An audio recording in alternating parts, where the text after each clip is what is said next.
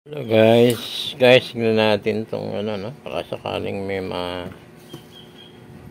mapatakbo tayo kahit isang tester man lang ng mga dating sira ko. Naman ay hindi ko pa na-check to eh, basta sira na lang to. Craftsman.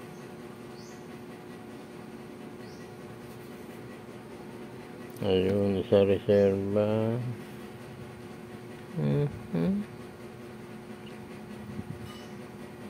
Medyo parang ano pa, parang hindi ko pa nakakalikot.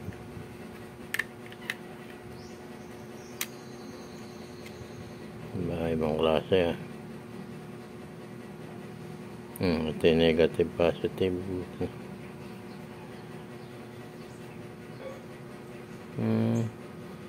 Ang dumi.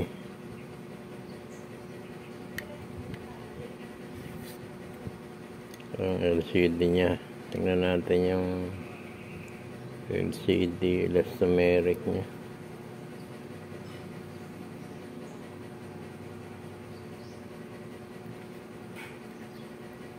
Doon sa silipin ko sa araw. So guys, tingnan natin ha. Lilinisin lang natin yung ano,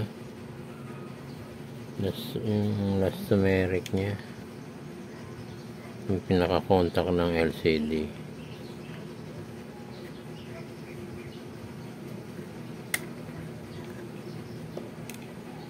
Natin baka may pag-asa pa.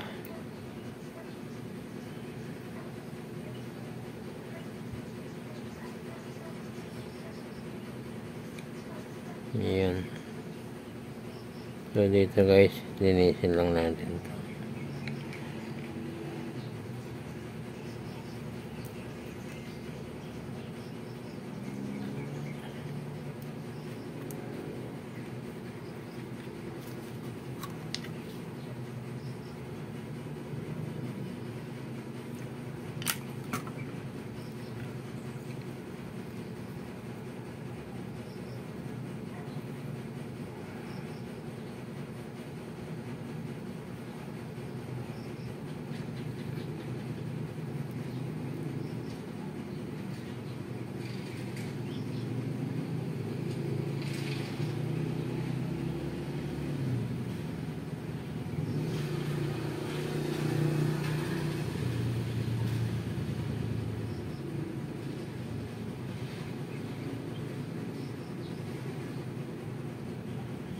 Ito guys na. Ito. Yung pinaka ano nya.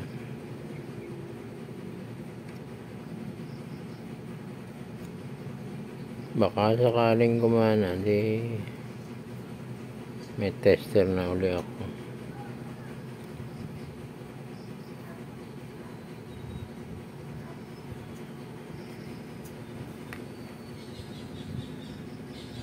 Tuyuin muna natin. Yan guys, ito medyo nag-ano na, nangitim na ito mga contact point.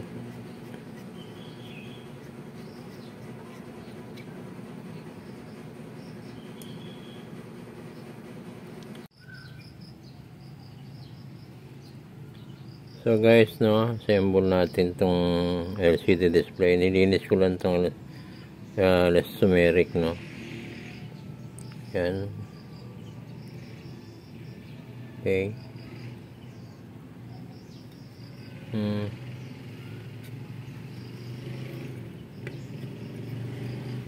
Sana naman.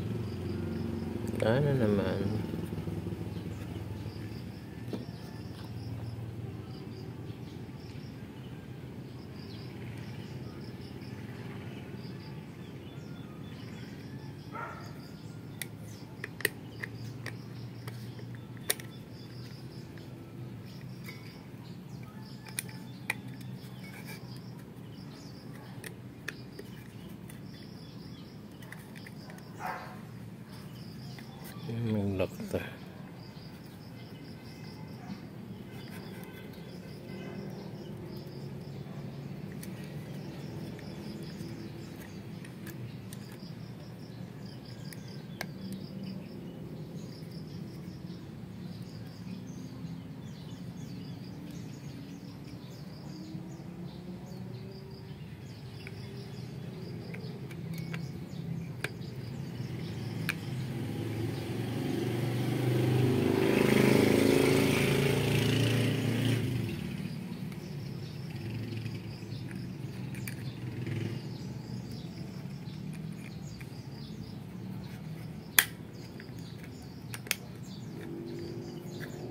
Yun, lock.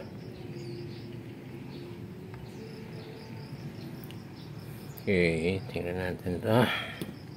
Guys, ingat dito sa contact point nito, no? At baka mawalan tayo o matalsikan tayo. So, sarado na. Teka.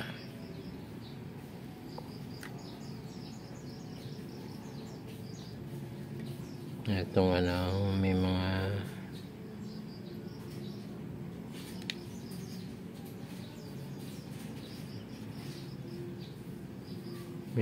ano kasi ito eh, may mga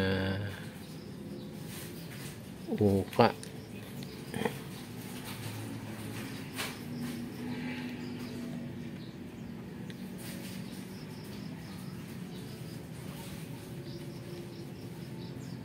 Ayan.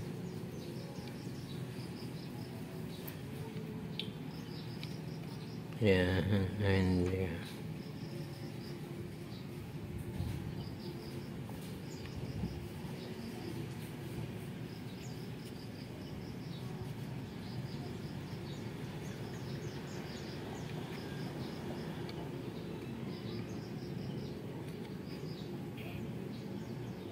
Palit natin dito.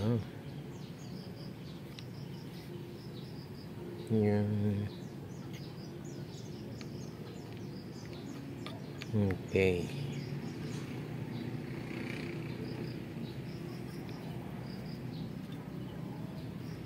Yan, assemble slowly but surely.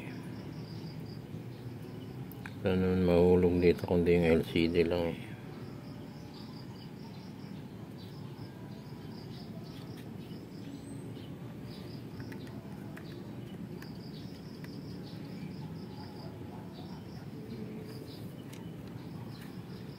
Ayan, lumapat na siya. Kailangan natin ng screw.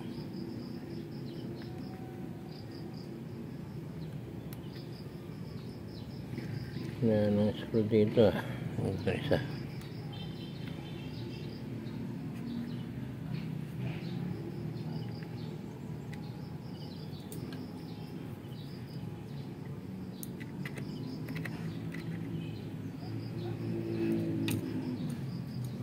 Kaya lang hindi ano ito, hindi pang plastic, pang metal ito. Bukin na lang natin.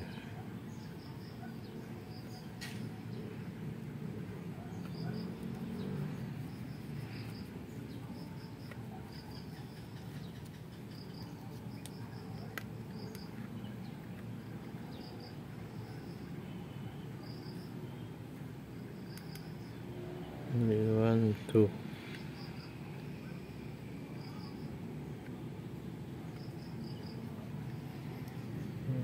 Kulang-kulang na rin pala ito.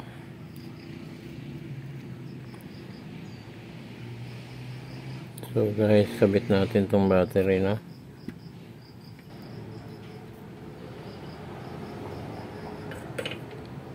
Okay, what is the result? Tingnan natin.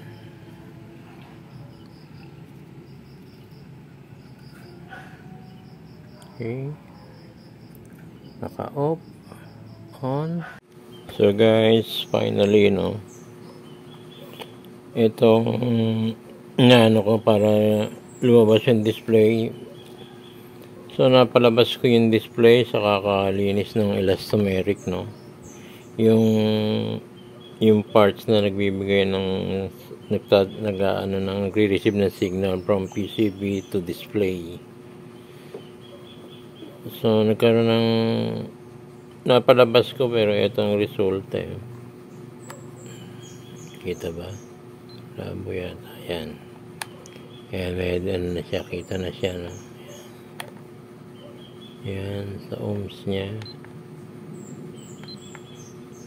Ang problem, ayaw siyang mag-contact. Walang ano. Ayan. Walang movement. Tsaka dito sa ang inaabol ko na lang tong ohms tsaka yung sa diode eh. So wala siya, ayaw siya mag-move yan. Although lumabas yung display, no, nilinis ko lang siya ng pabalik-balik. Sinaga ko talaga. Madaming linis ang ginawa ko kasi minsan kurap lang ng kurap. Ay mag-steady, minsan kalahati lang yung signal. And then talagang finally ito ang result niya. So gumagana lang siya guys dito sa DC. Yan. DC hindi pa accurate, ang AC hindi pa. Ito may battery ko dito. Tingnan natin yung battery ito. Sa DC na ako ha. Ayun. AC DC.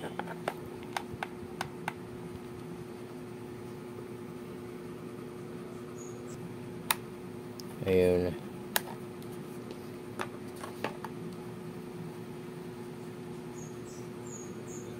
Yan.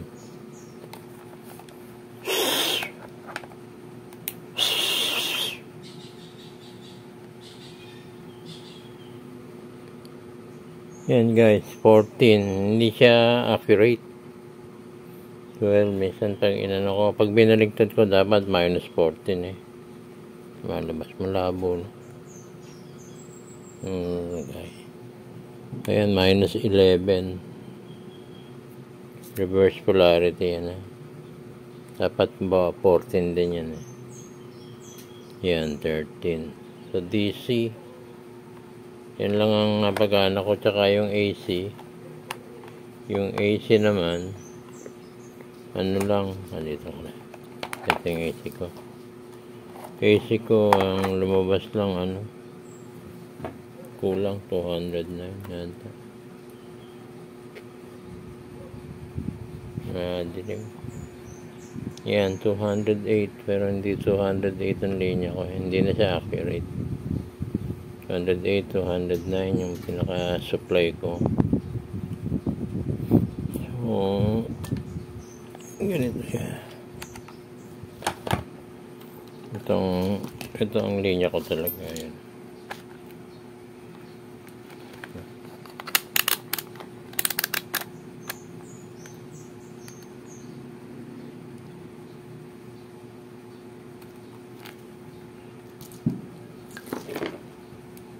So guys, yung supply ko.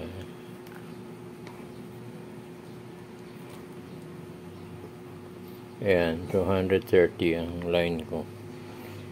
So, wala na siya. Hindi na siya accurate.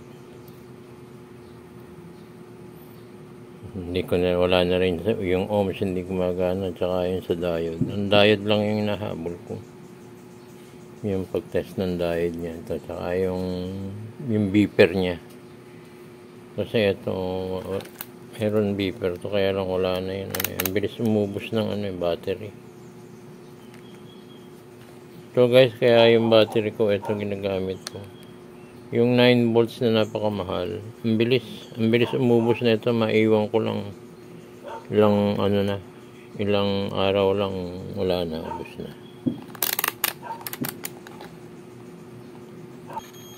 Yun. Wala yung beeper niya.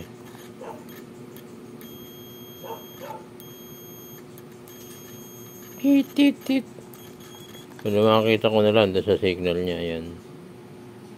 Dun sa, ayan, pinaka-ano niya dito, yan. Yun, yung pinaka-ano niya. Beeper niya. Dito sa isa, wala kahit anong. Ito, pag ginanon mo, nakaano ka agad eh. Ayan.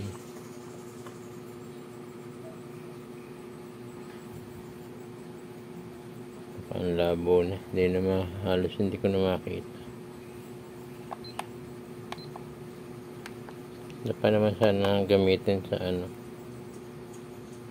sa frequency niya.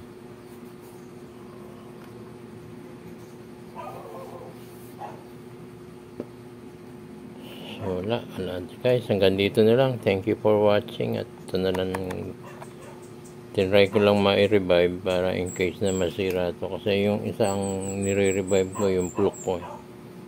Pero yung fluke ko, tsatsagain ko din sa LS America. Pag may time, babalikan ko ulit. Thank you for watching, guys. Please subscribe. Bye.